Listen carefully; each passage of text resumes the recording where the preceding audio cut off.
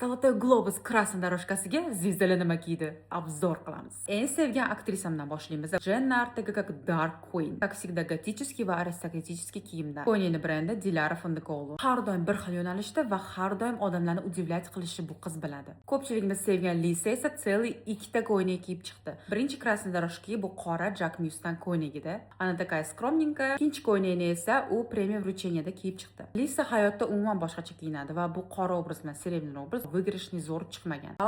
Kylie Jenner. Timothée Chalamet bilan birgalikda ketdi. Ularning sevgisiga men ishonmasdim. Как будто Kylie Jenner любит больше. Lekin bu safar они так мило смотрелись. Ko'ynaga keladigan bo'lsa, слишком g'iybatlashib Arshi Studio Dom modasidan olingan ko'ynak. Просто шикарное платье. Kylie Jenner figurasini ko'rganimda bilasizlarmi, kim aqlimga keldi? Luiza Rasulova. Почему наши хирурги так не умеют делать фигуру естественно? Keyingi zvezdamiz bu Ariana Grande. Ko'ynakning teksturasi menga juda ham yoqdi, lekin bo'yi menimcha pastroq bo'lgani uchun unga past qismi qopdek ko'rinib qolgan. Kстати, Arianani ko'rganimda har doim meni aqlimga Ruxsora keladi. Ko'rgan bo'lsanglar, Ruxsora 45 kiloga ozib ketibdi. Ruxsora, просыпайся, а то станешь как Ariana Grande. Это комплимент или нет? Принимай как хочешь, но быстро набирай килограммы. Очередная парочка Selena Gomez va uning eri. Selena ham oq-qora kiyimda ketdi. Plastik operatsiyadagi, конечно же, ее очень многие захейтили. Bu мероприятияda oldingi shochkalari qaytgan dedi. Bu aktrisamiz ham qorada ketdi. Lekin ana мне так nравится.